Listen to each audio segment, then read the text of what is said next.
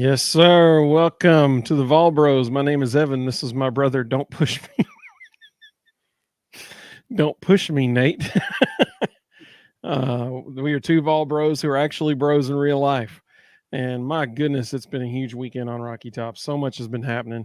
And we're going to talk all about it right here tonight. Oh, I forgot to turn my lights on behind me. There we go. So we hope that you all are having a fantastic evening. We hope that you're warm because, baby, it's cold outside. So, Rustin, what was your initial thoughts about yesterday's win over the Crimson Tide? Well, first of all, I think you need to say that in National Lampoon's voice. So it needs to be like, "Don't throw me down, clock." It's like, "Don't push me, Nate." Um, I was honestly stunned. I thought we'd play well. We always play well at home, but I have never seen us go out against a big time opponent and just essentially push them around for all 40 minutes. And we were plus 15 in turnovers. Um, against a It's hard to team, lose when you're like that. yeah, against a team that loves to play on the perimeter, loves to play wide open. We made them look absolutely silly at times. I mean, they on 3 different occasions, I went back and watched again to count. On 3 different occasions, they just threw the ball out of bounds. Yeah, Like, sure had did. no idea who they were passing it to, just chucked it out of bounds. It was crazy impressive to watch. And I know everybody's going to focus on Dalton and Jonas and Jordan showing back up and Z, and they should. But I'm going to tell you right now, Santiago Vescovi had a heck of a ball game. And Jonas Adu, a large amount of Jonas's points are credit to Santi setting him up for easy baskets. Yeah. And then finding him in the right spot. And Santi, the stat sheet isn't going to show it, but he had a whale of a game. Yeah, he definitely did. Even defensively. I mean, there was one possession in particular. He was guarding Sears. Sears couldn't get a shot off against him. Like Sonny showed up big time. Well, they all did. I mean, that was easily the most complete game of the season, especially regular season. You could make a case that the Michigan State game wasn't better because they didn't play as well defensively. And that was, for those you thinking they didn't even play Michigan State, it was a preseason game, an exhibition game. I mean, that was the most complete game we've seen them play all year. It was fantastic. It's a good day when people are talking about Dalton Connect and they're going, he didn't really shoot the ball that well. And he had 25 points, like he had 17 points in the first half. Yep. So, it's a good day when that's happening. I agree with you with what you referenced there a minute ago. I thought it was absolutely huge that Jordan Gainey returned, and the guy that they thought they were getting showed up. Made 3 threes in the first half. Man, I was so pumped up for him because I tweeted this out during the game.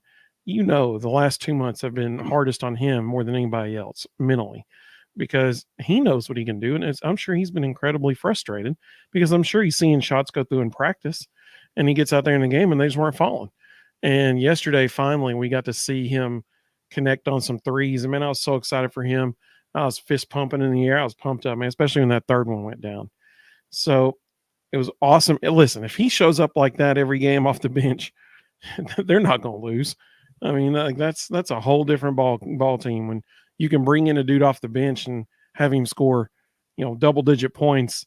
If he does that consistently, man, I mean, that's just it was a fantastic win. And Jonas Adu, he is having the season of his life right now.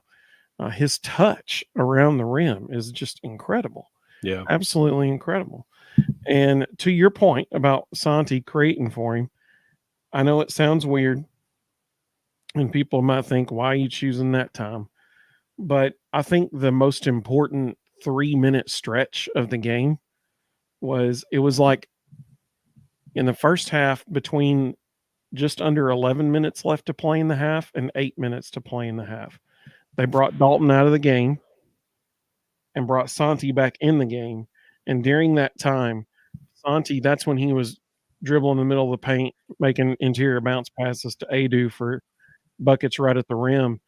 Um, there was like 2 or 3 straight possessions, 2 back-to-back possessions actually, where that happened. Santi drove the lane, bounced past it to Adu. We had an easy bucket at the rim.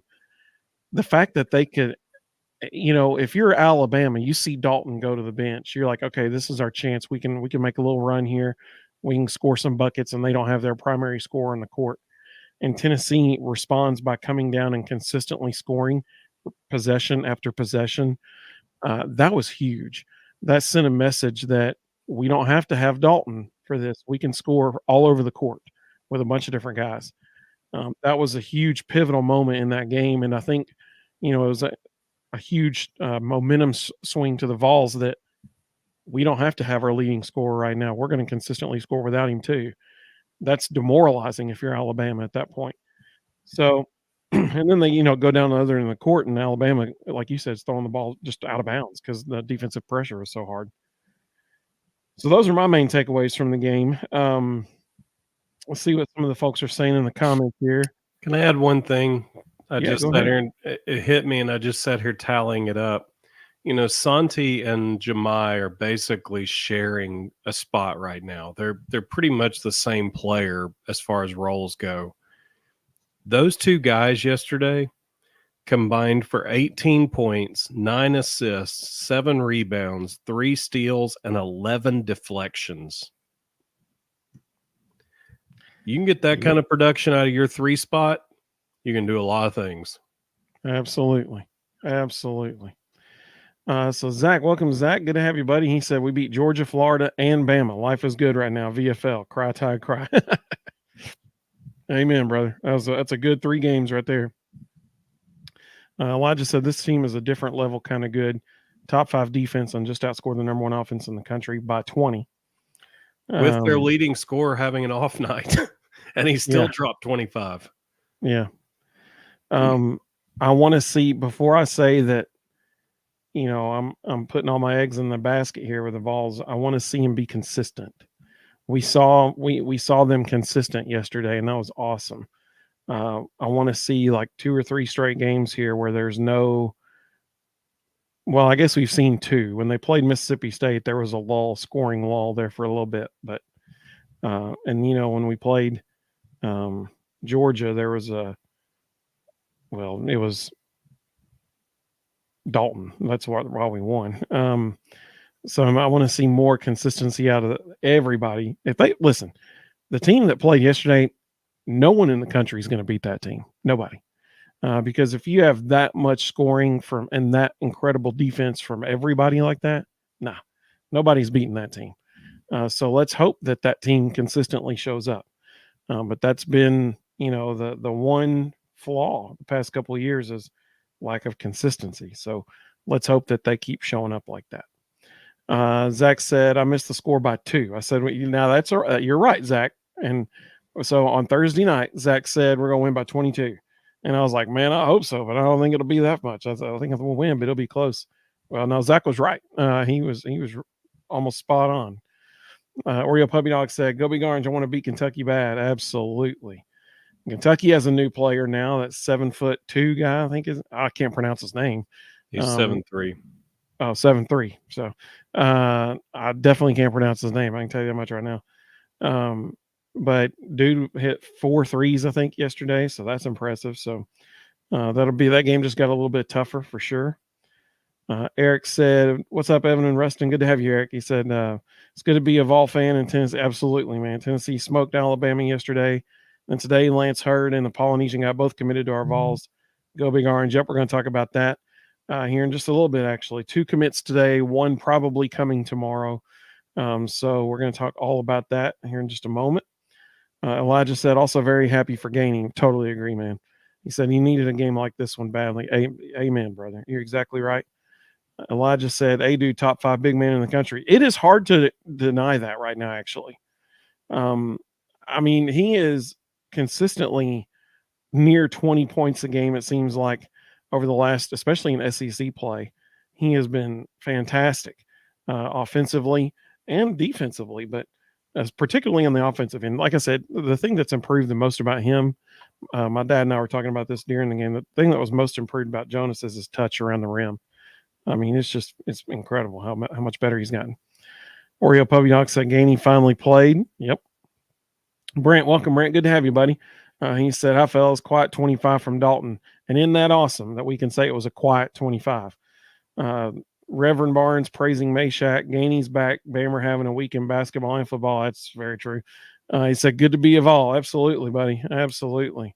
Total aside, did you see the kid from Bama that just signed with Florida and what he tweeted out? No. He plays defensive back. I can't remember his name off the top of my head. He wasn't a starter, but he's played some. Announced he's going to Florida and tweeted out, "Finally get to play for my dream school."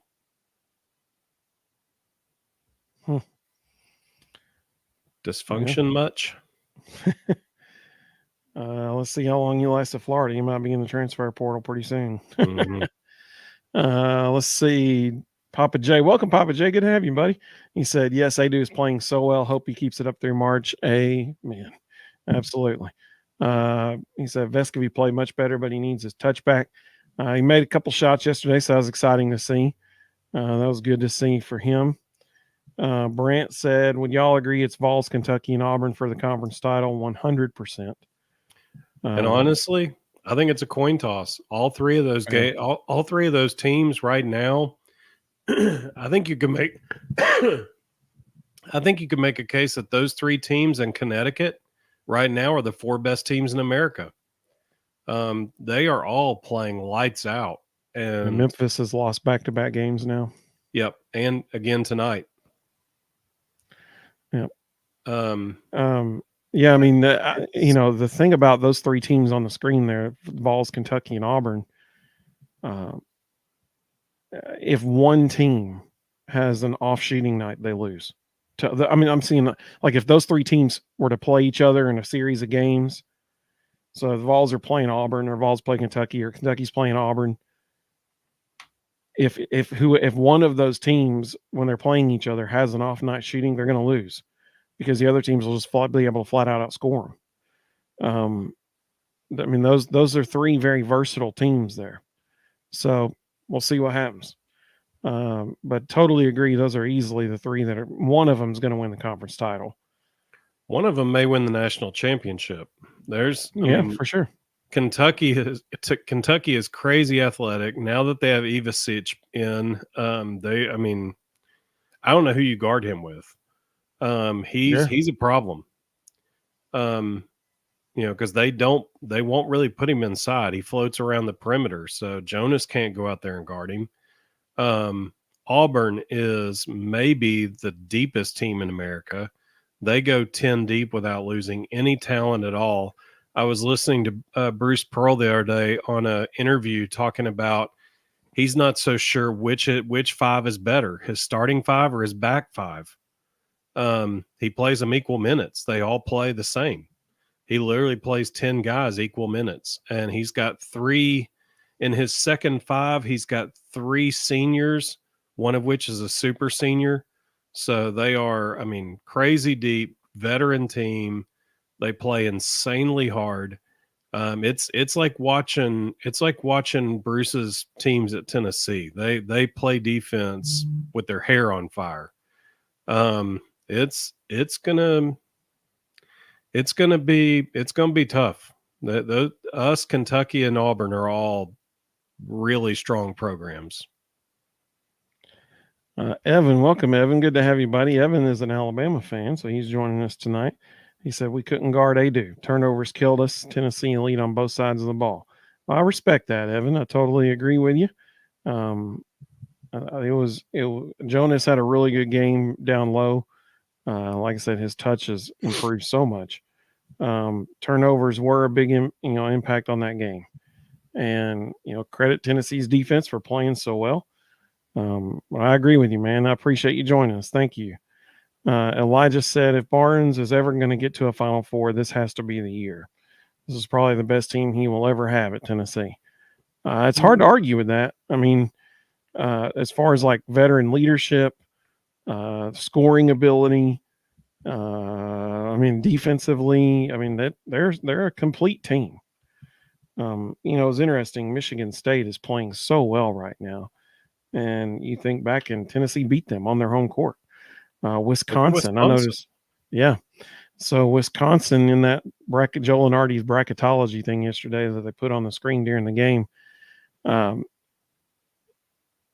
Tennessee was a projected 2 seed by Lenardi. Well, so is Wisconsin. And Tennessee beat Wisconsin on Wisconsin's home court this year.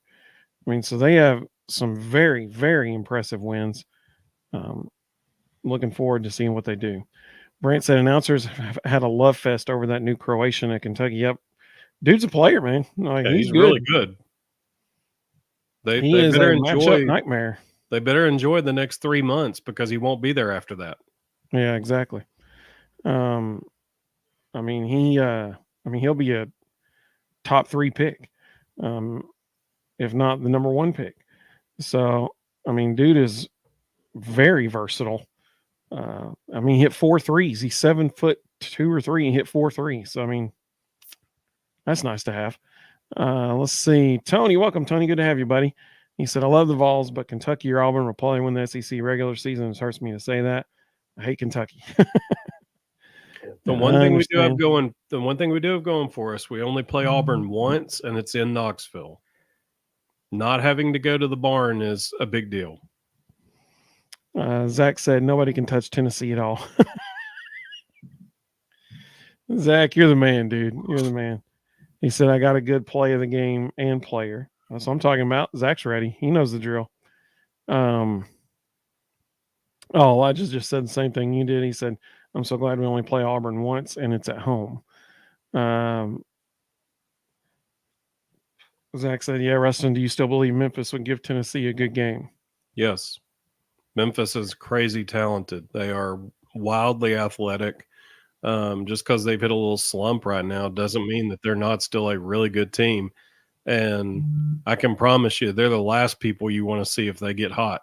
If they get hot, they're going to make a tear. Tony said, my best lineup is Zakai, Vescovine, Meshack, Connect, and Adu.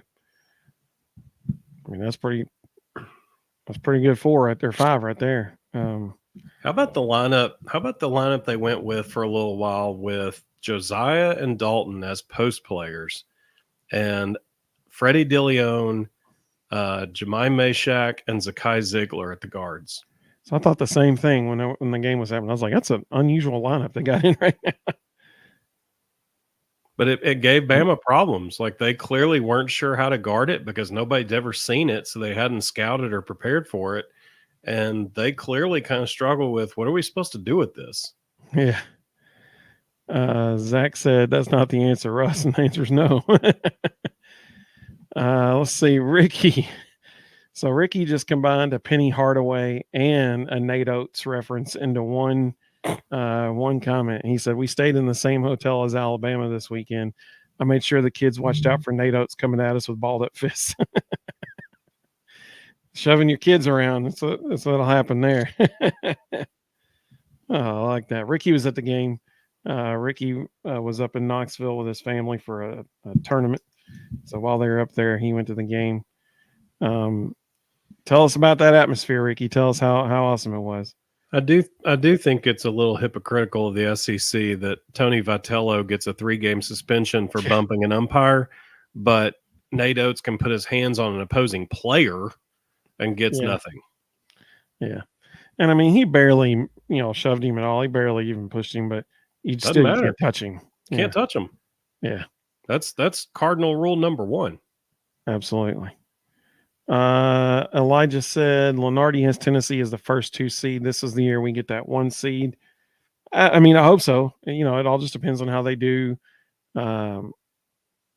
Really, I mean, if they get upset in the first game in that they play in the SEC tournament, then that could knock them back down to a 2 seed. They have to make it to at least the semifinals in the SEC tournament if they're in position for a 1 seed.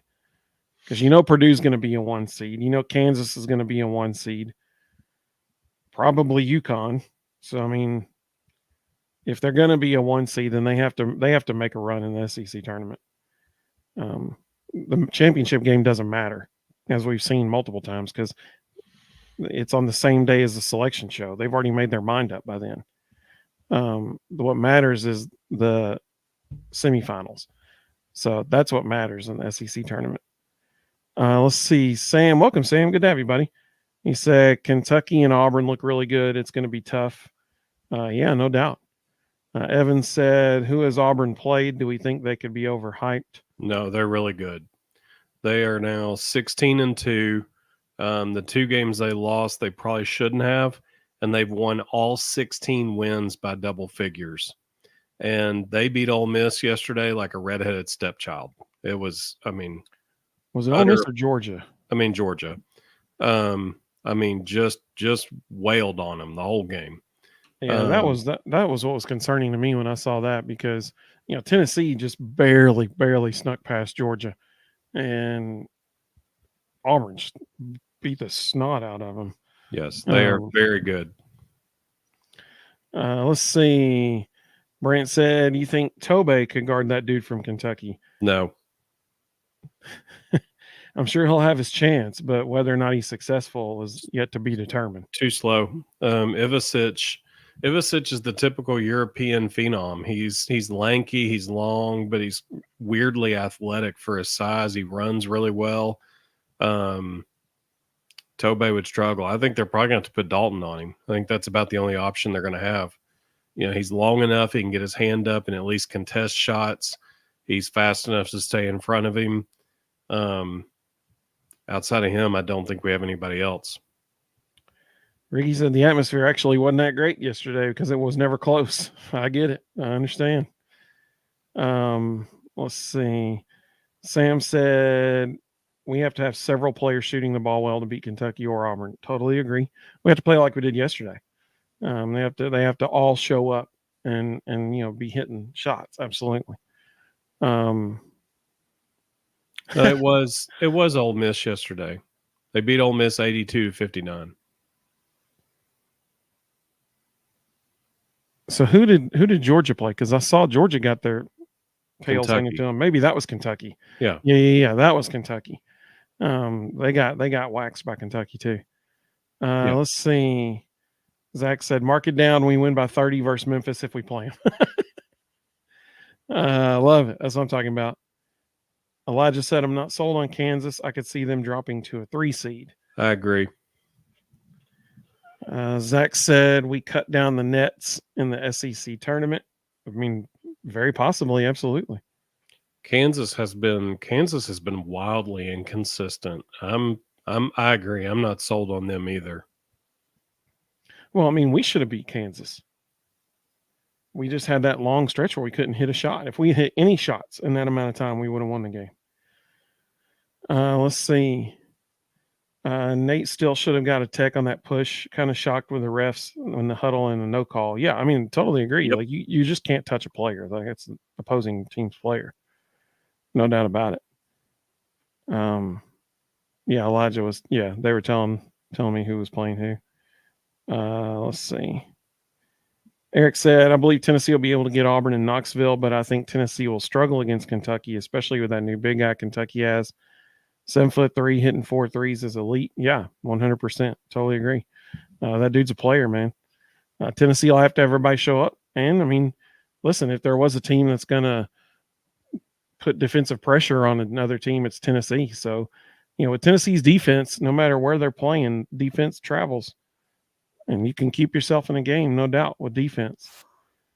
Steve, welcome, Steve. Good to have you, buddy. He said he was telling Ricky that it was not what he said wasn't true. This game was close at the tip-off. And then it got quickly not close. And it was wonderful to watch. Sam said junior day recruits at the game commented on the atmosphere. Yeah, that had to have been an impressive atmosphere as far as the amount of people in there. Listen, there are not many places in the country that students will go and they walk into Neyland Stadium at the beginning of the day, and they're like, "Man, this place is huge." And then they walk over to Thompson Bowling Arena, and it's 21,000 people in there, packed, sold out, with lights going all over the gym and stuff like that. There's not many places in the country where you'll walk into that environment, so it's hard to ignore that if you're a recruit right now. Tri-Cities Vols said he's not sold on Houston either. Totally understand that. They've definitely had some lack of consistency so far this year. They seem to be playing better as of late, but the same concern you have with the Vols. It's just being consistent. Eric said, I agree, Evan. If there's a defensive team that can shut Kentucky down, it's definitely Tennessee. Elijah said he's also not sold on Houston. They haven't played anyone. And when they have played a decent team, they lost. So he said, I could easily see us being a 1 seed, but that's assuming that we don't lose for the rest of the season, really. Maybe like if we lose one more game, we still might be able to eke out a 1 seed. I think every single team in the top 10 is going to lose at least one more game. There's so much parity at the top, and they all can lose to anybody on any given day. Oh, yeah. I think every single team in the top 10 is going to lose at least one more game. Sam said Tennessee's going to need the freshman center to play Kentucky. I'm assuming JP Estrella is who Sam's referring to. I think there's going to be a bunch of different people that get a chance to defend whatever that guy's name is. I don't know. I can't pronounce it. Vonimir Ivasic. Yeah, that guy. VI. I'm going to call him VI. I just came up with a nickname for every person on the internet speaking about Kentucky's basketball team. VI, that's all you got to call him. So when people guard VI, that everybody's going to have a chance. Because, at that point, you're just like, all right, let's see what works, So let's do our, Elijah said JP has been looking really good recently. Can't wait to see him in 2 to 3 years. Best take of the night right there, Elijah. Fantastic. Yep. Absolutely. Rustin, do you want to do play or player first? Whatever you want. Hey, look at this. Cassie, welcome. 5. Cassie, you are our 5th female viewer. Thank you so much. Our numbers are growing. That's what I'm talking about. Welcome, Cassie. It's good to have you. She said, do we get to play Kentucky twice or once this year? It should be twice, a home and away. Yeah. But I'd have to verify on the schedule just to make sure. I'll tell you. Just hang on 1 second. But it's great to have you, Cassie. That's awesome. Zach said the only thing we're going to lose our minds because we're bringing home a championship to Knoxville. Love it. Oh, Ricky said twice. Yeah, February 3rd. Yeah, February 3rd we're in Lexington, and then March 9th, last regular season home game is Kentucky. Yep, I thought it should be twice since. Yeah. Let's see. Ricky said Meshack on VI. Hey, it's catching on already. It's already happening. He's using VI to talk about him. The fastest way to get inside a 7-footer's head is put some dude all around his knees. They don't like that. They don't like feeling like they're being undercut. Shaq's one of the guys who might be able to really cause him some massive head games. So, Cassie, thank you so much for that question. That's awesome, and thank you for joining us. Let's see. Sam said that top SEC teams have a lot of depth. Yes, they do. All 3 teams we're talking about right now, for sure. Tony said, Auburn might be the deepest of the 3. Tony said, I think we end up a 3 seed, maybe. We've seen them do weird things Tennessee before. Strength of schedules.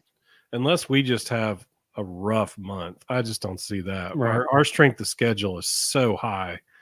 And we know the committee puts a ton of validity in the strength of schedule. That really matters to them. But when you think about it, right now we're the 6th seed in the country. The 3 seeds in theory are teams 9 through 12. So I mean, that's only 3 spots lower than what we are right now. Mm-hmm. So I mean, it's I still possible. think I still think Houston will finish below us. I think North Carolina will finish below us. I think Kansas might finish below us. Um, I think it's still way too early. When they threw those projections up on screen, I was like, that might be the greatest reach ever. Like these guys literally lose every week. It that was completely for ratings.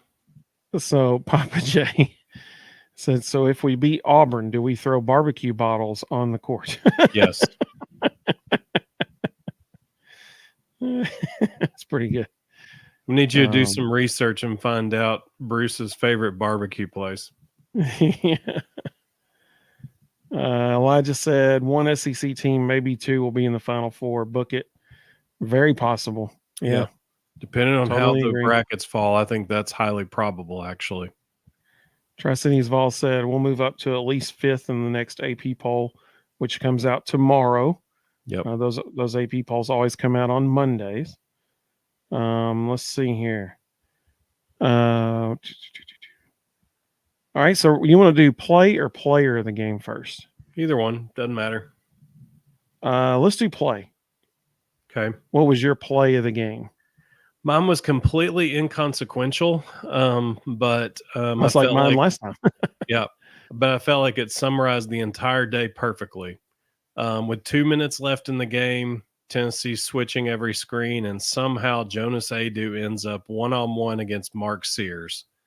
And Adu gets up on him and invites him to drive, and Mark Sears took the bait and attacked the basket, tried to go up with a reverse layup, and Jonas violently threw the ball back in his face.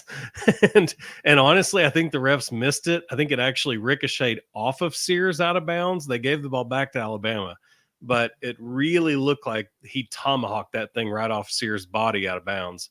But I thought it was the perfect summary of the whole day. You know, you get your best player on our big, and we just invite you to come try to score and then just throw it in your face. Yep, It was absolutely. beautiful. So I had an almost play of the game that if it had happened, it would have been on Sports Center top 10 yesterday, next week. They'd still be talking about it. There was one play in the first half where things were breaking down. It was not a good offensive possession. And no, it was early in the second half. That's what it was. Yeah. Because they were on the other end of the court. And so not a good possession. Things are breaking down. And Zakai starts driving to his right. And out of the corner of his eye, he sees Jonas pointing up like that. And so Zakai throws one up to him. And, you know, it was not a good alley-oop pass, which is why if he had caught it and dunked it, it would have made it so incredible because the ball was probably about 4 feet away from the goal, maybe a little bit more.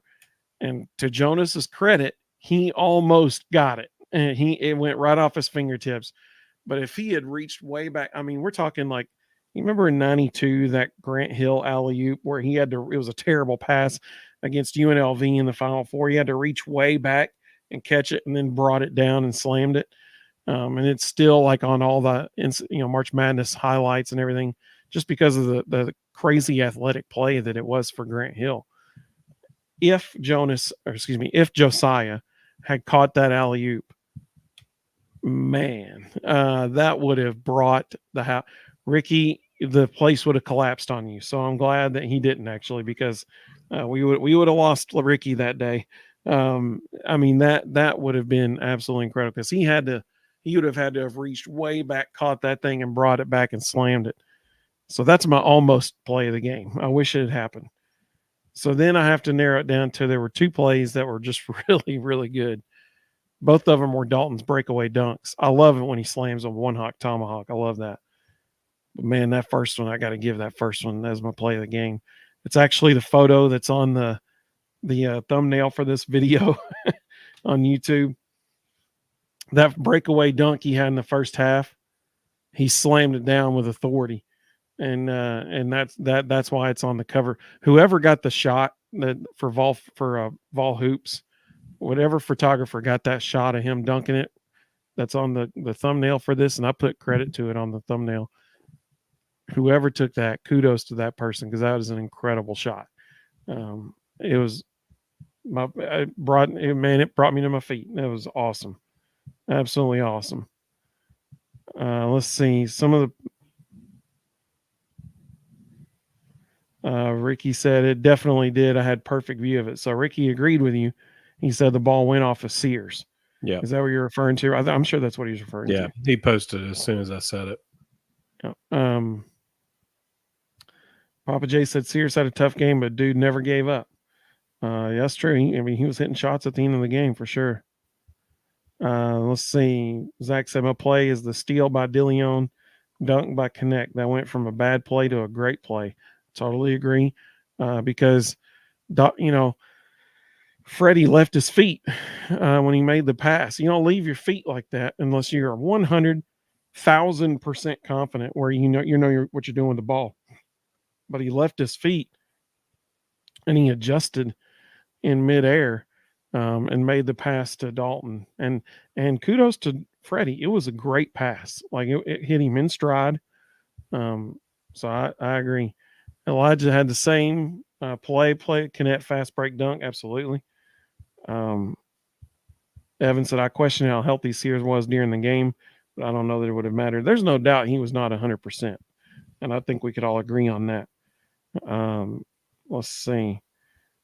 Oreo said, play of the game was all the connects, dunks. Yep, both of them, absolutely. Sam said his play of the game was Zakai's ball pressure all game long and the way the team shot the ball. Absolutely. Tri-Cities had the same play as Zach. Steve. Did you ask Ricky how many points Joe Milton could have scored Saturday? Joe is definitely Ricky's all-time favorite Vol. And so, I'm sure Ricky would have loved to have seen Joe suit up a little bit. It's interesting. This kind of gives you some perspective on what Joe would look like on a basketball court. Joe's the same height as Dalton. He's 1 inch shorter than Dalton. So that gives you some perspective of how big the dudes on the basketball court really are. Because on a football field, Joe looks like a linebacker. So, Rustin, who was your player of the game? And y'all let us know in the comments who your player of the game was as well. I got a tie. Everybody's going to go with the high scores and all that stuff, but I thought Santi and Jemai both just played lights out. And when they were on the court, I'd love to see what the plus or minus was when those two guys were on the court at the same time, because that would be a cool stat. It had to just be an obscene number because Alabama looked horrendous when Jemai and Santi were out there together. They couldn't do anything when those two guys were on the court. I guarantee you there's somebody in Tennessee's athletic department that can find that number real quick. Somebody can find it. So we got to put our heads together and figure out who we need to tweet and say, hey, Bill Martin's the football SID. I don't think but he could probably find it because he's the man. Like he can find any stat. Like Bill knows the assist per game average of Santi's grandmother. I mean, like Bill knows every stat ever. So I'm sure Bill could probably find it, even though he's not the basketball SID. My player of the game is Jonas Adu. I mean, obviously, Dalton had an incredible game. Everybody had I almost picked Jordan Gainey because I was just so happy for him. But I keep going back to that 3-minute stretch and, about halfway through the first half where Dalton's not on the court. Dalton was scoring a lot in the first half. He scored 17 points in the first half. But he's not on the court.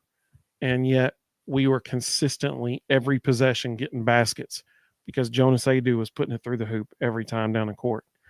And that was huge. I mean, that was so impactful in that game. And you're right, a lot of it was credit to Santi for setting him up with great passes right near the bucket. But my player of the game was Jonas Adu. Let's see. Cassie. I mean, that's my thoughts exactly. Totally agree. Cassie said, "I like how the team picked up the slack when Dalton's not hitting the shots he usually hits." Totally agree. It was easily the best all-around game by the team, no doubt, no doubt. It was the best all-around game. Ricky said his player of the game was Jemai. Great choice. Great choice. Dude is a lockdown defender. He impacts the game so much just by not removing 20% of the other team's offense, because you got 5 guys on the court for them, and he essentially removes one of them from the equation defensively.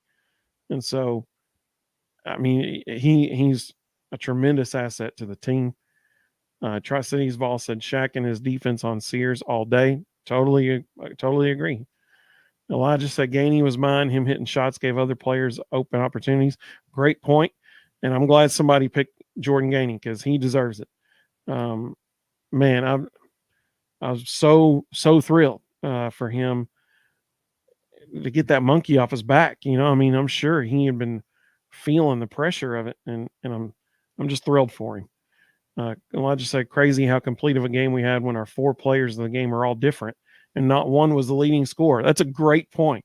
What a good point. Absolutely. Okay. Comment of the night right there. That's a good point.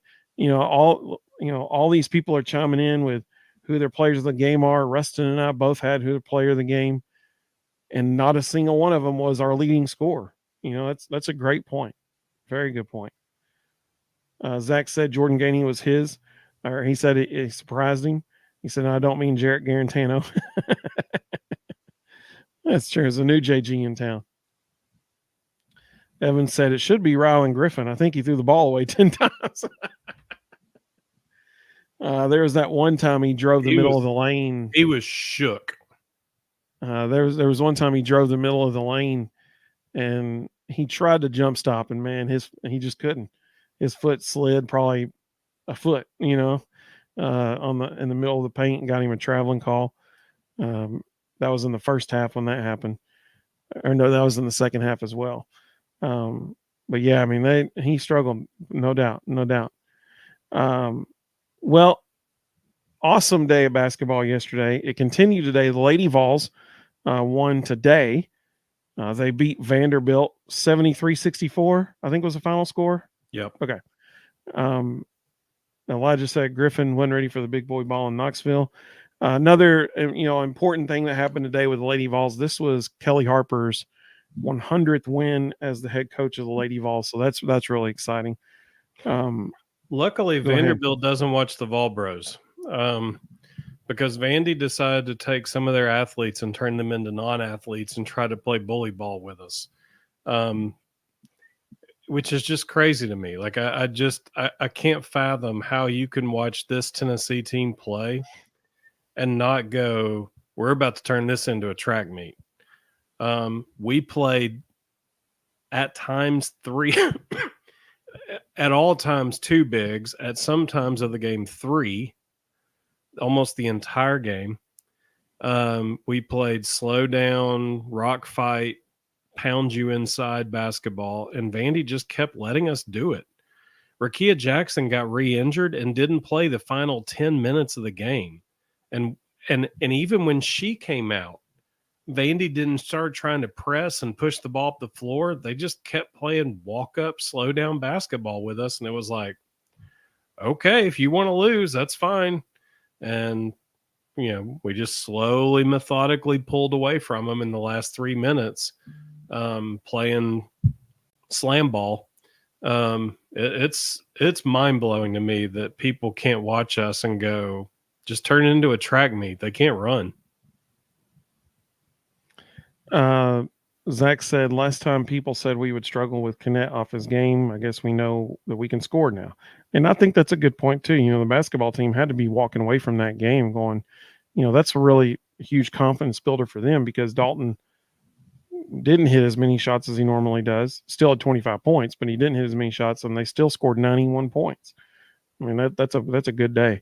Tri-Cities Vol asked a great question. He says, Rakia Jackson okay? Because she left the game and did not return.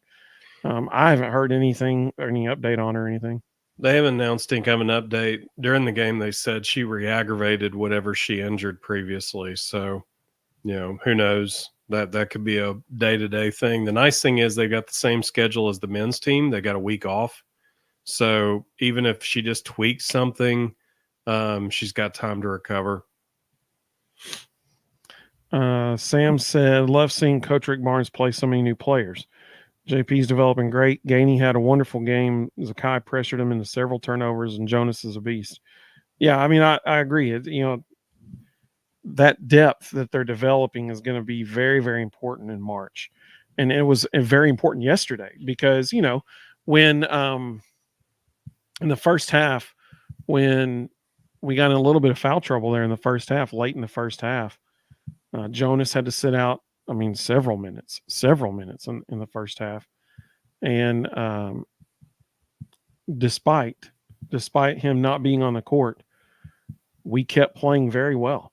Our defense held up. Kudos to Josiah Jordan James. He was a big part of the reason why we played so well when Jonas wasn't on the court.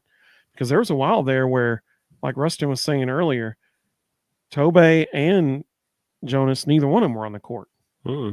JP Estrella was out there for just a minute, but for a substantial portion of the first half, second part of the first half, it was Josiah and Dalton as the 4 and 5. And they kept extending the lead when that happened. And a lot of it was due to because Jordan Gainey was hitting shots.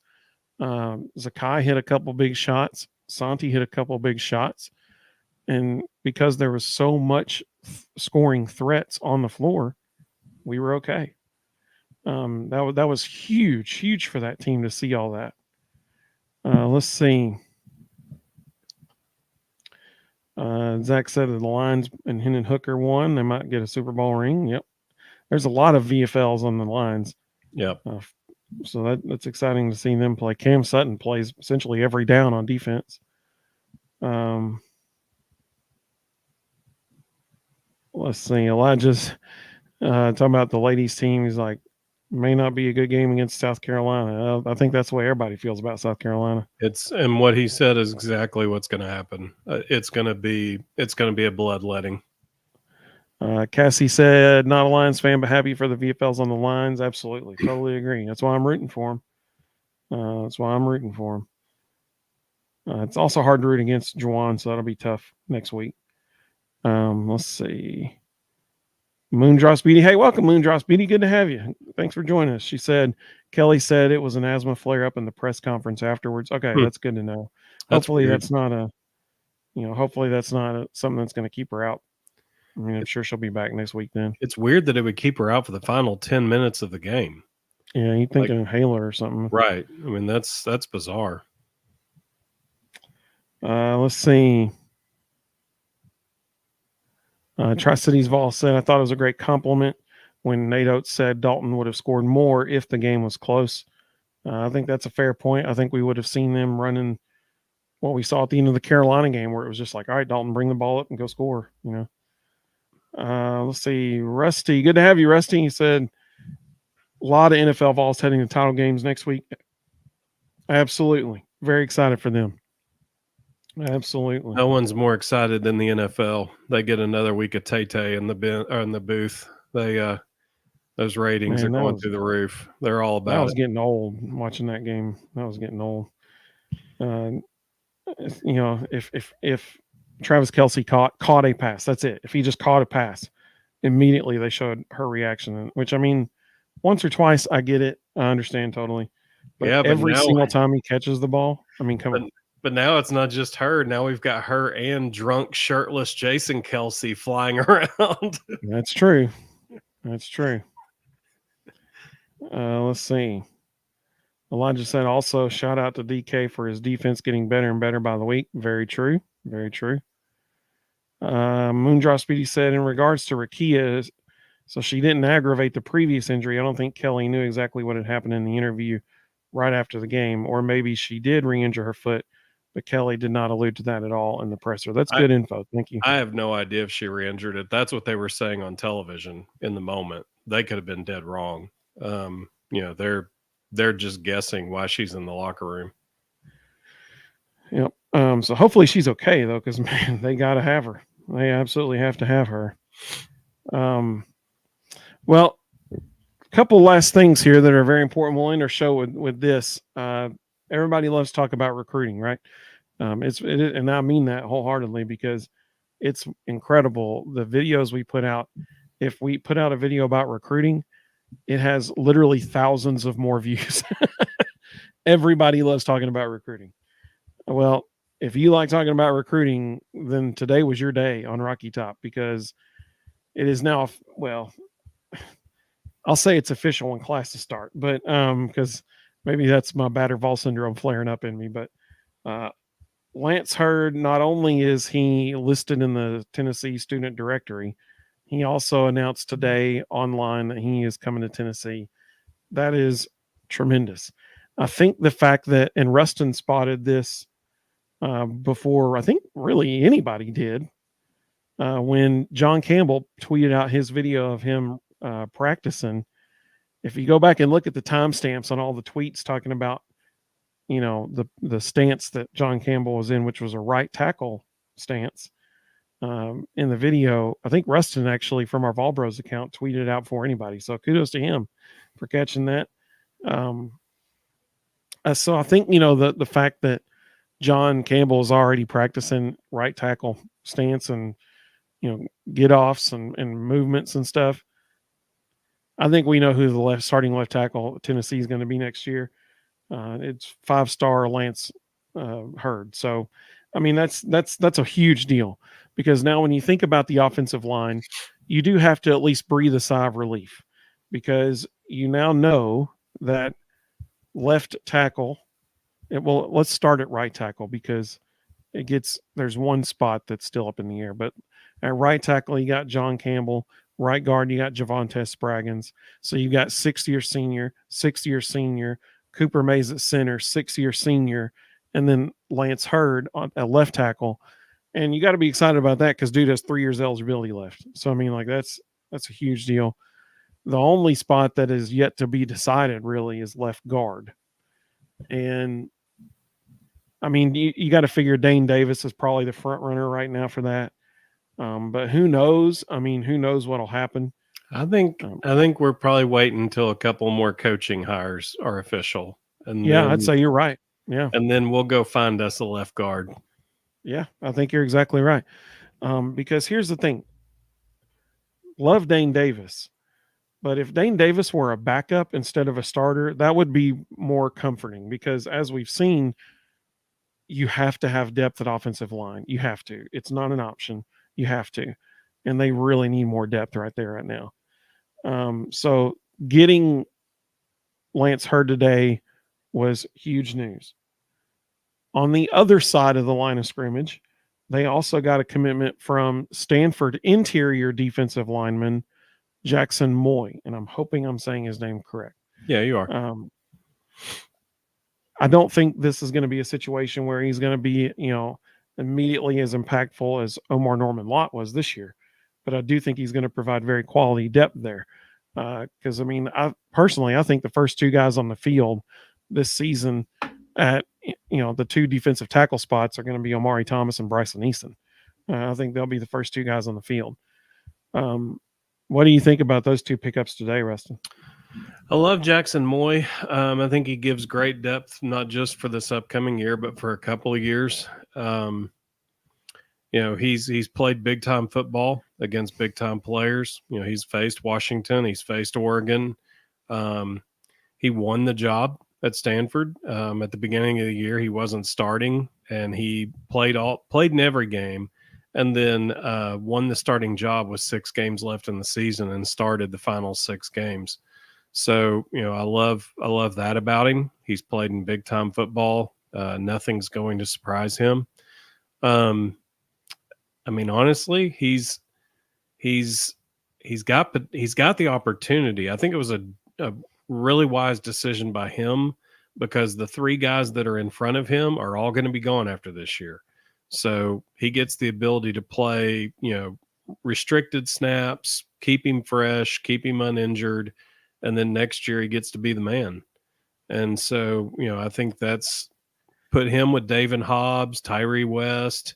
All of a sudden we don't skip a beat internally. I'm going to I reserve think that's a judgment. great point. That's a very good point. I'm going to reserve judgment on Lance Hurd. I'll just be blunt. I have an issue with a guy who leaves his school because he got beat out at left tackle and refuses to play right tackle, and goes and jumps in the portal because I'm a left tackle, dadgummit. Well, John Campbell's a future NFL 10-year veteran, and he had no issue sliding from left tackle to right tackle. So hopefully this young man gets somebody in his ear who can talk some sense into him. But I'm gonna reserve judgment. I don't like a guy who makes ultimatums about where he plays. It's like the two twin brothers from Kentucky and their dad, right? Yeah. Let's see. Rusty said Gainey was awesome yesterday. Well, actually, before we get to those comments, let's finish that. I will add this too. Watching the Polynesian Bowl, if anyone doubts the level of recruiting ability that this staff has, they're idiots. Mike Matthews went out there and torched a bunch of All-Americans to be offensive MVP of the Polynesian Bowl. Bennett Warren, back-to-back offensive MVPs at the Polynesian Bowl now. Bennett Warren was a man among boys. He was tearing everybody up at offensive line. And if they were being honest, they would have given offensive MVP and defensive MVP to Tennessee players, but they didn't want to do that because that looks bad. So Jordan Ross got shafted for defensive MVP, but every person who was there at practice all week, every person who watched that kid said he was hands down the best defensive player on the field. So, yeah, I mean, if you're a Tennessee fan, you can't not be super excited about just watching the defense play next year, because you got 6 edge rushers that you can just be like, okay, go get them, guys. Like, you can put any 2 of them out there and just be like, have fun, I mean, like, it's gonna be so much fun watching Tennessee's defense next year for that reason alone. So the last bit of recruiting news, Jake Merklinger. I mean, I'm sorry, I said not Jake Merklinger, George McIntyre, the next quarterback. George McIntyre, he was actually supposed to announce last week, didn't happen. I think all the issues with the weather, and he wanted people to be able to be there at his school. So with all the issues with weather, he didn't announce. So he postponed it to Saturday. Well, then he didn't do it then either because he was at Tennessee. He was sitting in the stands with Josh Heupel watching Tennessee beat Alabama. So tomorrow morning is now when it's supposed to be. George McIntyre, 5-star quarterback from right here in the state of Tennessee. He is announcing where he is going to school tomorrow morning. He goes to Brentwood, right? Brentwood Academy, right? That's what I thought. Yep. And so, obviously a big deal. If you have a 5-star quarterback in your state and you're a leading program in the country, top 11 wins all time, you got to get that guy. I mean, like, and you have a coach who is a known quarterback guru. If you don't get that guy, something's wrong. I mean, like, you got to get him. And so he was choosing between Tennessee and Alabama, and Alabama's entire offensive staff is gone. And the day before his announcement, he was sitting in the lower bowl next to Josh Heupel. I think tomorrow is kind of a foregone conclusion.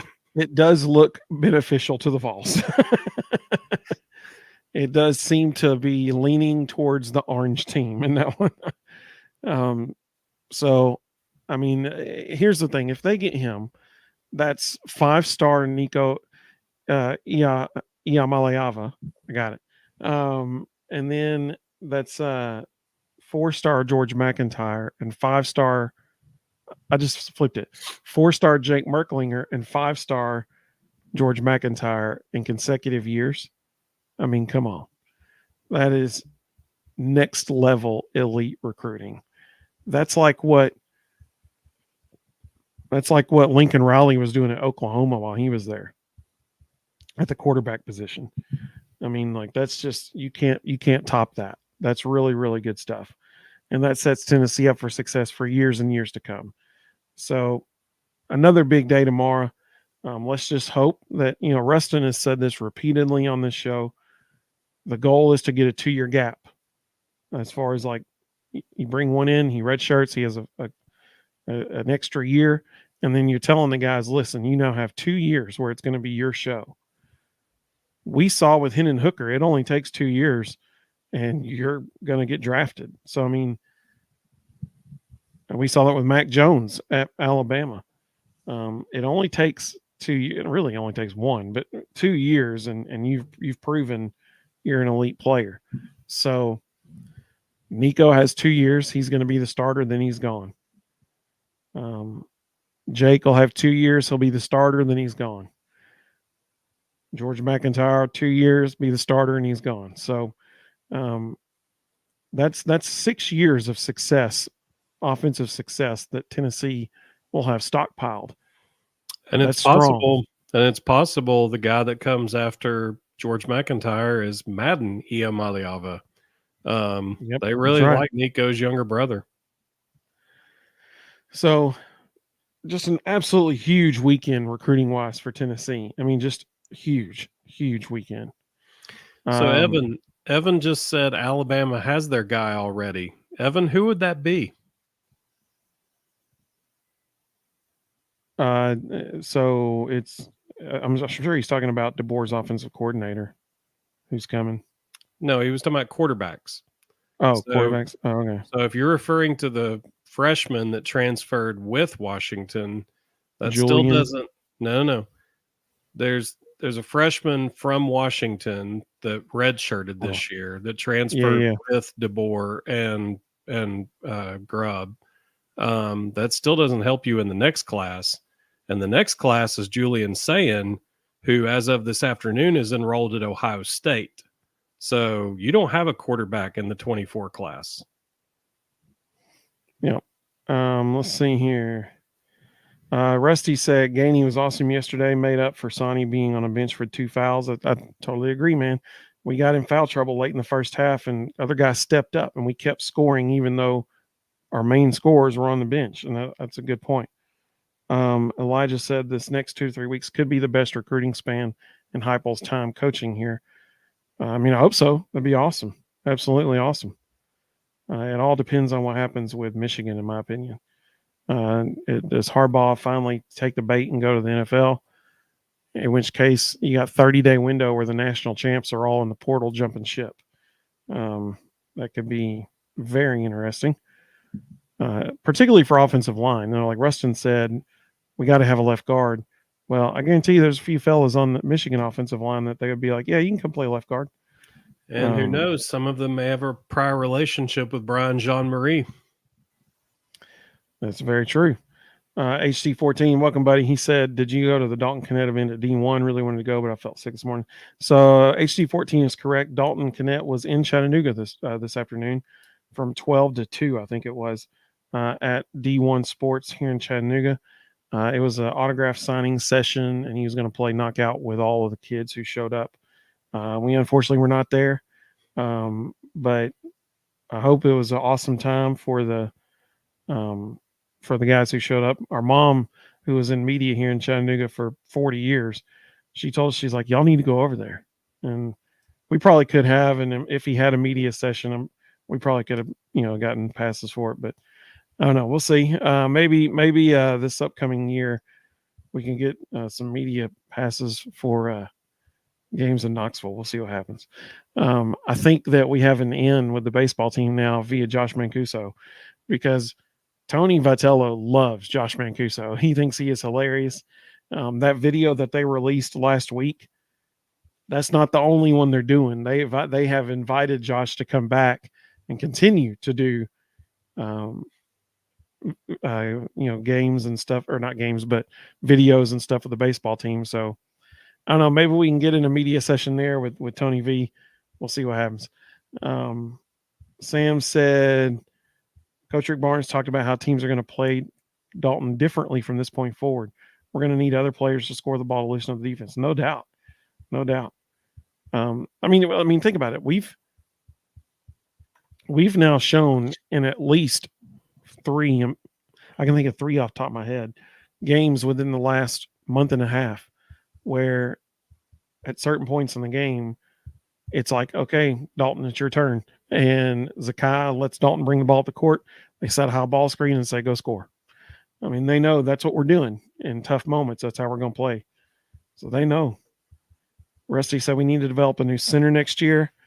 I agree totally. Totally agree. I'm so thankful Cooper is coming back. I don't think anybody, and I don't think Rusty is saying that either. I'm sure he's thankful Cooper's coming back.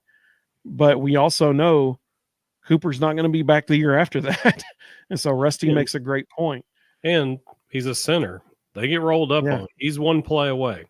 Yeah, for sure. Well, I mean, look at last year. He missed the first 4 games. So, I'm sure Nico is incredibly thankful Cooper's coming back next year because the center position is so important in Tennessee's offense of making offensive checks and pass protections at the line. We saw Cooper doing that repeatedly last year. That is a huge benefit for Tennessee, but they have to have somebody ready to step in behind him. They have to, because the next year at the latest, Cooper's not going to be there. So they got to have somebody develop this year. Tri-Cities Vols said Austin Price had a good interview today with the new defensive line, Jackson Moy. He said, I think he's going to be a great talent too. I did think it was interesting that Rodney Garner tweeted out after Jackson Moy committed. He said, we got a good one.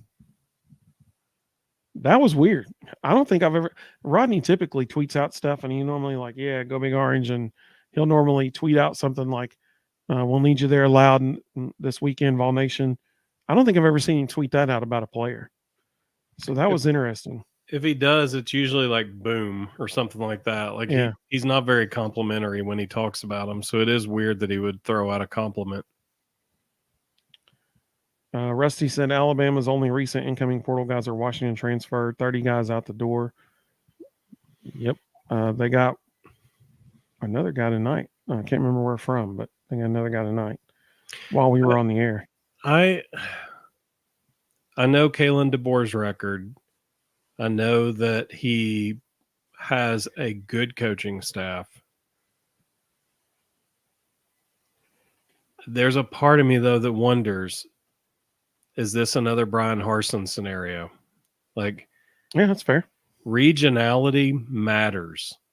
And guys who spend their entire career in the Pacific Northwest, West Coast, who then try to come to the Deep South and coach the same way and talk to boosters the same way, and just doesn't work out typically.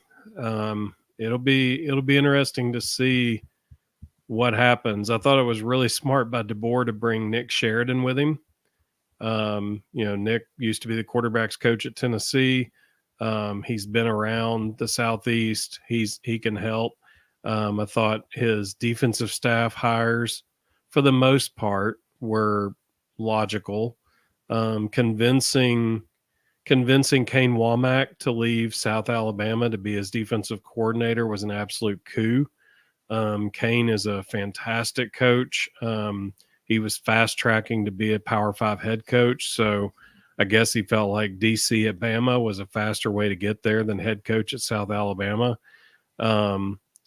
But then he went out and hired Bo Linguist from Buffalo to be co-DC. And it's like, dude, guys from Buffalo, New York don't do very well in Tuscaloosa, Alabama. Like, what are you doing? So I don't know. There's some weirdness around that program, and I hope for my friends who are Bama fans that he works out, but it is reeking of Brian Harsin right now. So Sam made a good point, and he's exactly right. He said having Hurd's cousin in this year's signing class had to help us land him. I totally agree. 100. It's just like Chris Brazell and his little brother's committed to Tennessee now. I totally agree with that. Let's see. Rusty said, even though Junior Day was canceled, still had a few guys visit campus. GMAC was at the game with Heupel. That's right. Bunch of photos floating around the internet of that. Trustees Vol said, I heard that Lance Hurd was behind both tackles at LSU who were older than him. Not sure though. You're right. He was competing. When he got there, he was competing for a starting job, but he ultimately lost the job to two guys who were older than him. He sort of. So Mac and Cube actually unpacked that about a month ago when he entered the portal. He lost the left tackle job. He refused to compete for the right tackle job. Wow, that's ridiculous. So told LSU's coaches he's not a right tackle and refused to compete for that job. Well, that's not good. That's why I say I'm going to reserve judgment on that one because I'm not convinced that's going to be a good deal. Yeah. Elijah said he watched the Polynesian Bowl. Jordan Ross is a dog. That's what I'm talking about. That's good to hear. Cassie said, did Tennessee get any of the Bama transfers? We need help with all of our portal defections on defense. Great question. Unfortunately, no, they did not. The only few that have really announced so far have been to Texas, Iowa, actually. Florida. Yep, Florida. Half of them went to Florida State. Yeah, Florida State was a major benefactor. They got a bunch of them. Elijah said Jordan Ross should have been the defensive MVP in that bowl game, so he agreed with you. Daniel said, hey, welcome, Daniel. Good to have you, buddy. He said they managed recruiting very well. 2 weeks ago, you would have thought the sky was falling based on Twitter. Yes. I felt like Hurd was in the bag when the other guy went elsewhere because you could tell that kid wanted to play at Tennessee if he was a take. Yep, absolutely. Tri-Cities Vols said, agreed, Jordan Ross was a beast. They couldn't stop him. He contributes in 2024. I 100% agree. He will be on the field. Like I said, we have 6 defensive edge rushers that are just going to make opposing offensives have nightmares. When you think about the 6 guys we can put out there at that edge, you got obviously Jordan Ross, who we're talking about right now. You got James Spears Jr., who will be a first round draft pick the following season. After this year, you got Joshua Josephs, you got the Herring brother, you got Shondavian Bradley, and who's the 6th one? I'm forgetting somebody. It was another signee, I think. Somebody help me out in the comments. I'm drawing a blank. I'm not sure. Yeah, there's 6 of them, and I can't think who that 6th one is. But somebody help me out in the comments. Let me know who I'm forgetting. Let's see. Yeah, Jamal Wallace. There it is. Thank you. Yes, I knew it was a signing. Which we don't know what in the world he's going to be. He's going to be fascinating to watch. He's going to be like Tyler Barron, I think. Yeah. He's going to be fast enough to be an edge rusher, and they'll put him out there some, but he's also big enough that they'll be able to slide him inside if they want to, do like a cheetah package kind of situation. Yeah. Let's see. So Jamal Wallace was it. Thank you, HT14. I appreciate that. Let's see. Rusty said every single outgoing Vols transfers, 11 scholarship, 2 walk-ons, has landed in a new school with Barron, Mincy, and Turnage committing last week. So Barron and Tamarian McDonald did originally commit to Ole Miss, and then both have now transferred to Louisville. There was so within the next 3 days, Brandon Turnage will be going to Louisville also. Correct. Yes, that is accurate. He's on the clock. Absolutely. Cassie said she was actually surprised at Brandon Turnage leaving. She said, I was his and Jalen Hyatt's recruit hostess when I was at UT. That's cool. So, Cassie, do you know Bailey Tumlin? Let us know in the comments because we know Bailey very well. My wife and I both taught uh, my wife taught Bailey, and I taught her sisters, and my wife has taught both her sisters as well. So let us know if you know Bailey. Let's see. She said both those guys are good guys. Yep. Papa J said we are now Polynesian U. That was interesting today. Go ahead. I hope so. I would love. I think it was Wes Rucker that tweeted out tonight. Having a pipeline of Polynesians is a really good thing because they play crazy hard. They never ever get in trouble, and they are the most polite, respectful people. They are a coach's dream. So having 6, 7, 8, 10 Polynesians on the roster can be a good thing. Yeah, it was interesting. Like they were saying that the players were saying that, like they want to create a pipeline, a Polynesian pipeline is what they called it. That was very interesting. Let's see. Evan said they aren't worried about quarterback right now. Okay. He said we're worried about defense. Oh, Evan. He said the portal will open up again anyway. It's still very early. Did that philosophy start shortly after you lost the number 1 player in the 24 class to Ohio State? Well, that win? I will say this. Evan is correct. The portal is going to open very soon for probably 2 teams at least because Michigan's head coach, Jim Harbaugh, he's gone. At that point, probably Brian Kelly, and that's what Tri-Cities Vol. He mentioned that as well. Brian Kelly to Michigan. Then we get LSU players. So I do think that the portal will open. Oh yeah. However, you have to be concerned about not having a quarterback in that class. Tennessee's head coach several years ago, during the decade of dysfunction at Tennessee, Tennessee had a whole recruiting class without a quarterback in it. That was not an effective strategy. I can assure you that, having lived through it. So I hope, for their sake, that you don't want to go a year without a quarterback in your class. Let's see. HC14 said, I know Nico is super good, but these people need to stop hyping him up this much. He's only played 1 game. I agree with you. Amen. I agree with you. Too much pressure. Rusty. He said the refs at Corrupt Arena, Corrupt, I guess that would be the better term, arena, are itching to whistle DK for 2 first-half fouls before the first media timeout. Here's the good news. He doesn't play defense tight enough to get fouls, so we don't have to worry about that. Before the first media timeout is when those first 2 fouls will happen. Evan said, let's see what happens with Michigan. Lots of coaching changes. Absolutely, you're right.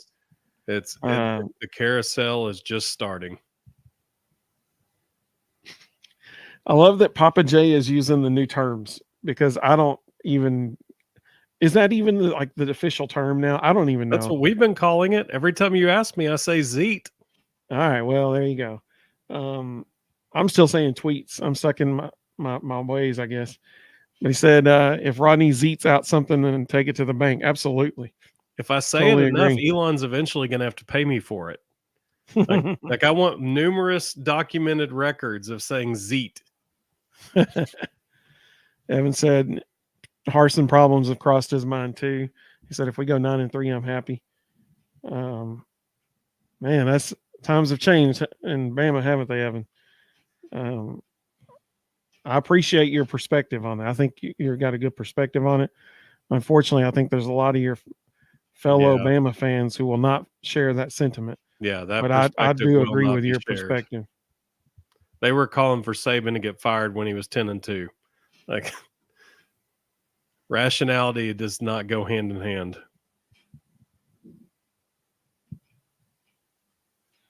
Let's see.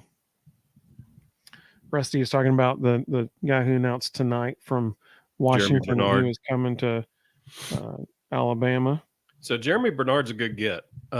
He's got a little Debo Samuel in him. Does a lot of stuff. Can play running back. Can play wide receiver. Um, big catch radius. Big time player. He got injured right before the playoffs, and so he was a little limited during the playoffs, and it really hurt him. They needed him badly. So he will help. He's a good get. So Eric has a really good question. He said, Evan or Rustin, if for some reason George McIntyre ends up not choosing Tennessee tomorrow, do you think Coach Heupel goes after Madden, Iamaleava, Nico's little brother, even harder or more? So they are both in the same class. They're both 2025 quarterbacks. Mm-hmm. I think definitely they would start going after him harder then, but they like him a lot now as it is. Yeah, I think he's a stash and grab kid. If for some reason they don't get McIntyre, which they're getting McIntyre, but if for some reason they didn't, they would absolutely take Madden. But I think what'll probably happen is they will send him somewhere else intentionally and make some behind the scenes deals that, hey, you got this kid for 2, maybe 3 years, and then we're bringing him back. yeah, so, that's the new NIL transfer portal era dealings that go on. Don't be surprised at all if you see Madden Iamaleava go to a school that has a surprising connection to Josh Heupel. Yeah. Papa J, thank you so much for that super chat, man. We really do appreciate that. You're the man. Thank you so much. He said, here's another 100+ episodes. That's right. We're at 101 now, baby. 101 episodes right here. That's what I'm talking about. Cassie said, I graduated in 2022. When was Bailey at UT? So she would have been there the same time. She now works in the athletic office. We actually tried to get her on the show, but the athletic office wouldn't let her join our show because she works in the recruiting office. And so they were, concerned that what if something accidentally slipped that didn't mean to.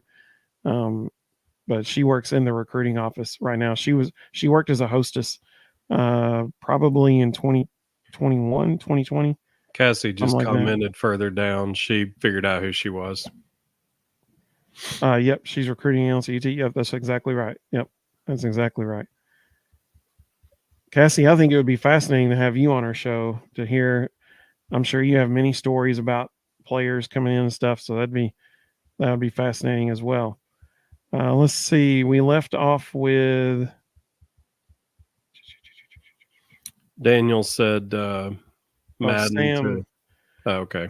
Sam was also commenting. He said that Bama transfers also went to Ohio State, and Rusty corrected me. Thank you, Rusty. I just combined corrected and Rusty into Rusty.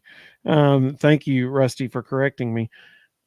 He's exactly right. We got Kitzelman, the tight end from Alabama, who transferred to Tennessee. But so she asked about specifically defense. We haven't had anybody transfer defensively. In regards to the people from Ole Miss transferring to Louisville, Daniel said Kiffin's check bounced. Mm-hmm. Yep. Sam said, I don't believe we're going to miss Tyler Barron due to the young talent on this team. I totally agree. I mean, I agree. He was a great player, but man, you got those 6 edge rushers that we were talking about earlier. Quarterbacks are not going to like playing the Vols, opposing quarterbacks. That's for sure. And you know what? To that point, our offensive line is going to be battle tested before they even step on the field first game, because they're going to be going up against one of the best D lines, at least best quarterback rushing D lines in the SEC. So, I mean, the fact that we're saying that is a positive thing for Tennessee's outlook for 2024. Yes, that is correct. Trustees Vol said, was it Dooley that didn't get a single offensive lineman one year? It was his last year, actually. Again, not a ideal recruiting philosophy. Agreed. Yeah. Absolutely. I mean, it was his last year for a reason, right?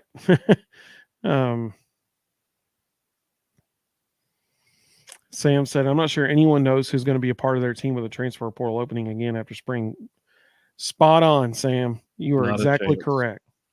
Well, okay, so I'll go back to what Eli Drinkwitz said in an interview on the radio. So it was interesting. The night that Nick Saban retired, we mentioned this on the show about a week or so ago. The night that Nick Saban retired, Eli Drinkwitz was live on the air when he got the news that he retired, and so the video was circulating of Eli's reaction to hearing the news. And the guys that were interviewing him asked him, he's like, okay, so now that we have this news, how do you think that's going to impact the SEC next year? And Eli Drinkwitz said, he said, it cracks me up. It's in January and people are asking me about next year. He's like, I don't even know who's going to be on my roster next year.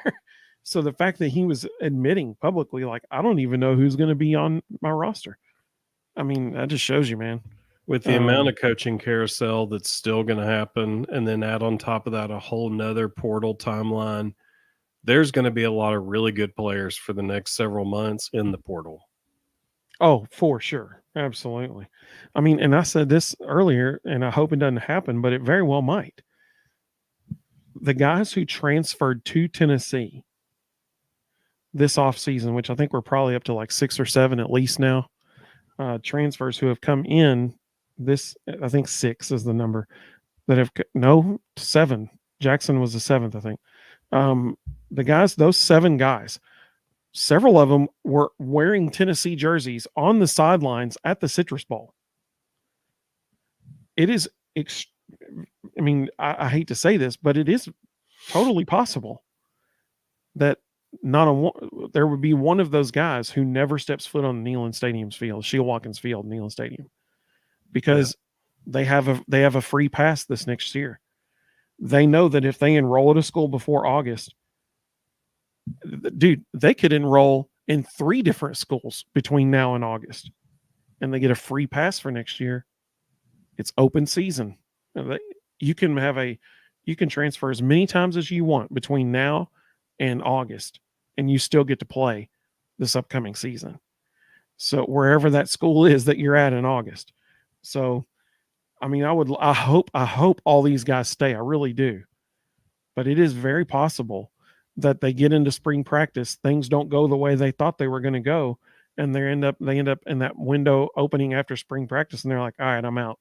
This wasn't what I thought it was going to be. And they leave and try to find greener pastures. That's a possibility. I hope it doesn't happen, but it is a possibility. Evan said Alabama had a good run. I think that is an understatement of the century, Evan. You all had an incredible 17-year run. Incredible, especially the last 16 years. Hey, I like the way Daniel's thinking. He said, we'll send Madden Iamaleava to USF for a couple of years. I love that, baby. I think that's a great idea. Oh, man, I love that. Eric said, thank you. I wondered why they hadn't gone after Madden harder. But I guess after they just must like McIntyre's game better. Yep. Yes, you're exactly right. Baylor Ray Tumlin. That's who it is, Cassie. Tri-Cities Vol said Madden to UCF. That could happen too. There's definitely still connections there. HT14 said, if you had to make a prediction on who will be in the SEC championship next year, who would it be? Oh my goodness. Too early. Man. I wish I could say, but I mean, that's the thing. Like, nobody knows. Even their own coaches don't know who's going to be on their teams next year. So I think it's going to be really difficult to make any kind of predictions really until June, and maybe not even then. But at least after that spring window closes, then you kind of have a better idea of who's going to be, on your team. So I'd say we have to wait till at least June to make that call. But I will say Texas is just getting richer. I mean, they're stockpiling talent left and right. So Evan said Texas and Georgia. I think that's probably a really good. So is Ohio prediction. State. It came out today that so far this year, Ohio State has spent $13 million in NIL. Dang. Well, on their current roster. HC14 was so about the national championship. That would include Ohio State. He was specifically asking for the SEC championship. Sure. So yeah, I mean, I think Texas and Georgia is a safe bet for sure. Um, so Rusty, hey, thanks, man. You answered my question. He said we actually have 9 total transfers. One is an inside linebacker walking on from Wofford. So thank you. I appreciate that. That's very helpful. Um, he said Ole Miss and Missouri really have nice schedules. Sure, absolutely. Sam said I think spring practice is being reduced to skills development to avoid players transferring. You know, man, that's really intriguing. that That's true. that's very intriguing, and I could see teams doing that on purpose. I've heard that Tennessee's not going to have a spring game this year. I don't know if that's been. I don't think it has been confirmed by the athletic department, but there are rumors that they're not going to due to stadium upgrades they're going to be doing this spring, this whole off season. And that could be a way to get out of. I mean, you got to install some stuff, but I don't know, man. That's very intriguing. Because defensively, you're not going to install anything that's going to matter in August. Half of them are going to forget it by the time you get to August. Offensively, everything you do is basically zone read based. So you're just basically running bang it, bend it, bounce it all day long and working on cuts. The receivers all just run whatever route the read gives them. So all you do there is just keep working on reading the route coverage and where to break it off. I'm not so sure you have to install anything. I think you can just go out there and work on skills. AC14 said at this rate, Bama's game will be a 7-on-7. That's pretty good. That's the best comment of the night, right there. Evan Myrick said, average Blue Buds are spending $10 million a year on rosters. No doubt, man. We gave 8 to Nico. Yeah. Let's see. I'm not convinced that's true. Because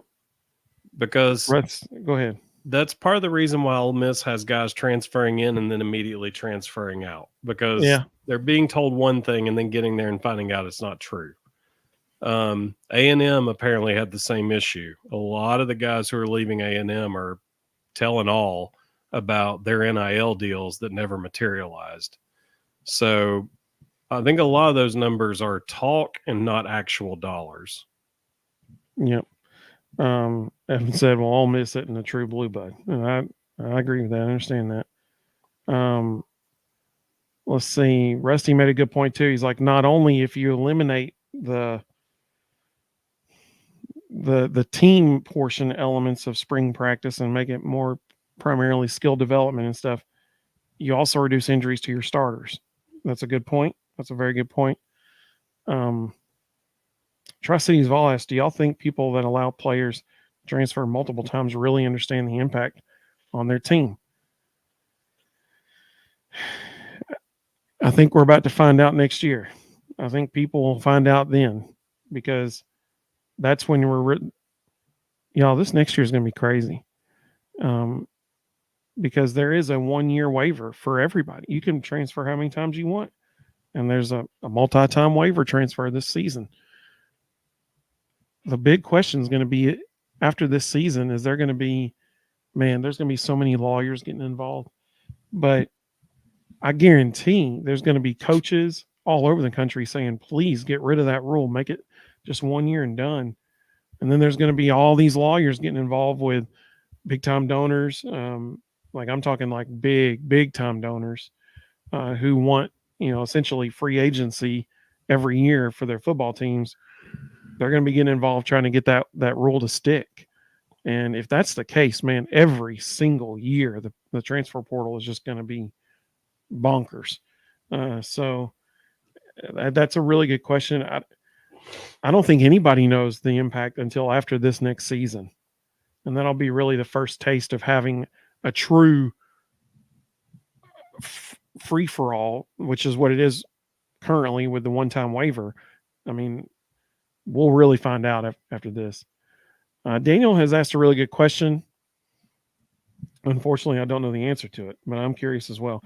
He said, he said, I was going to say something about the 13 million. Do y'all have any idea what we sent to players? I'm a member of the Vol Club, but it's a little frustrating not knowing a ballpark of the financials. What do y'all think realistically that UT is spending? Great question. I don't think we're ever going to know that answer, because there's a lot of variables at play. The first one being Title IX. When the Vol Club or other collectives have to create NIL packages for teams, they have to take into account Title IX, and they have to make sure that they're creating equal packages, not so much in dollar amount, but in number for the women's athletic programs as well. I'll give you a great example. Every softball player at Michigan State University gets an NIL package of $7,500 a year. So, and no more and no less. Everybody gets the same amount. So you can look right now, they carry 25 girls. So that means NIL for softball at Michigan State is $187,500 a year. Okay, that's their NIL program. Mac and Cube talk about this all the time. It's always amazing to me what they're able to find out. They like to go back to the year that NIL started, and Bryce Young was the quarterback at Alabama, and they always give this figure. They always say Bryce Young made slightly over $1 million that year. The entire rest of the Alabama roster combined made less than $1 million. Okay. So when you hear numbers like that, and you hear people going, "Oh, Ohio State's paying 13 million," who knows if that's even accurate. I don't think we're ever going to know what those real numbers are, because they need it to be vague so it can be fluid. If Tony Vitello called the Vol Club tomorrow and said, "Hey, the number one college pitcher in America just called me and he is ticked off and he's ready to transfer," all of a sudden they got to scramble and put a package together. And that's probably not a package they're going to talk out loud about. For sure. So, for a lot of reasons. So I think that number is always fluid. I think it's always going to fluctuate. I don't think it's ever going to be as high as people believe it is. For one reason, I'm a professional fundraiser. There's only so much money out there. And, some of these people who are saying they're spending X number of dollars a year, I hope you win the next couple of years, because that money's going to run out. Like, there's only so much people can give. Tri-Cities Vol just said 13 million, probably spread out over 4 years. They're actually not allowed to put timelines on it anymore. It is an annual contract, because again, there's something the player has to do for that money. They have to show up at D1 and sign autographs and play knockout yesterday. They have to go to Dick's House of, Sport in Knoxville and sign autographs for 2 hours on a Saturday. Like, there's things they have to do for it. So they're not allowed to put years on the contract anymore. It's an annual contract. So, it's the Wild West, and it's intentionally vague, and you're probably never ever going to hear legitimate numbers. A couple of the comments came through there. It's Sam said, if it comes down to straight up NIL dollars, nobody in the SEC will be able to compete with Texas. I totally agree with him. Absolutely. You know what's interesting? You would think that same thing to be true about Texas A&M, because there's just as much oil money as at A&M as there is at Texas. But all these players are coming forward and saying that they were lied to and that they didn't get anything near what they were promised. And it's like, okay, well, if anybody could have paid what was being promised, A&M absolutely should have been able to. Like I said, there's only so much money. Sam said NIL is okay. Unlimited transfers will kill the game. Yeah. That's a fair take. Absolutely. Evan said, at this point in bias here, I hope Saban gets a crew to help fix a lot of these issues in college football. Thoughts? I mean, if I would say this, if there is a guy that they would entrust to lead the charge on that, it would be Nick Saban. I think that if there is a person who people would look to say, "Hey, help us fix this," I would say he would be the guy that they look to. I think we're 3 years away from a Power 2 with a revenue sharing model. Very well could happen. Absolutely. Let's see. HT14 said, "When do you think Tennessee will start being big title contenders?" So here's my answer to that. And Rustin, you can correct me if you feel like I'm wrong.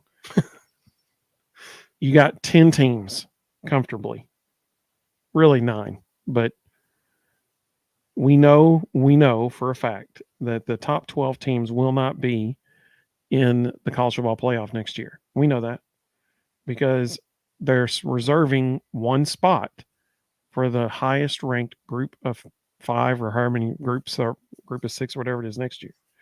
So this year would have been Liberty. We saw what happened to Liberty when they played Oregon.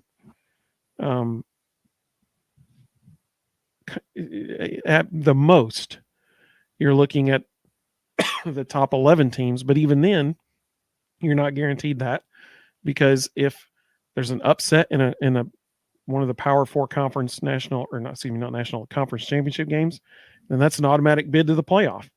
So you could have one stolen there. So really, you have to be in the top 10 in order to be comfortably making the playoff. Really in the top 9 in case there's 2 upsets in conference championship games. Will Tennessee be in the top 10 next year at the end of the year? I think they will. And so because of that, all you have to do is get in the playoff. That's it. If you're in the playoff, you got a shot. So when do I think they'll be title contenders? Next year. Because I think they'll be in the playoff. And if you're in the playoff, then you're contending for the title. That would be my answer to that. What do you think, Rustin? Same answer as the last question. I think they got to do it over the next 3 years. I think when that big 2 happens and revenue sharing happens, it's going to be the great equalizer. And, all of a sudden there's going to be insane parity at the top. And with the exception of Vandy and Purple Vandy, everybody's going to be equal. Vandy and Purple Vandy will never compete at that level. But everybody else will, because everybody else will have the same amount of revenue sharing. So everybody's money will be same. For anybody who may not know who Rustin's referring to, Purple Vandy is Northwestern. Yeah. So, those are the only 2 teams that won't compete, and everybody else will have equal money. So it'll be the great equalizer. So I think you've got to make that move over the next 3 years, because once that revenue sharing model starts, every year is going to be a coin toss. Well, and like we've said multiple times, when you look at Tennessee's roster, it needs to be next year. I mean, like there's no denying that. I mean, my goodness, we were talking about the offensive line earlier, and you've got 3, 23-year-olds or 24-year-olds starting on the offensive line. You'll have a wide receiver room that is that will be the deepest wide receiver room in the SEC. You'll have a running back room that is very, very good. And people say, "Oh, we lost Jalen Wright and we lost Jabari Small." Yeah, I know, but you should see the 4 dudes coming right behind him. I mean, five dudes coming right behind him. I mean, it is a plethora of riches offensively for Tennessee right now. If their defensive secondary, they're going to be okay at linebacker. They're going to be definitely okay on defensive line. If they're, and I say okay at linebacker, assuming Keenan Peely and or Arion Carter both stay healthy the whole year. It's the defensive secondary. If they can play well, then Tennessee has a shot in every single game they play. I think Rusty just hit the nail on the head. He said your team needs to be in the top 10, and he said if Tennessee can win one of these 3 games, Oklahoma, Alabama, and Georgia, that means they get to 10-2. They're in the playoff, and I totally agree with that. Yeah.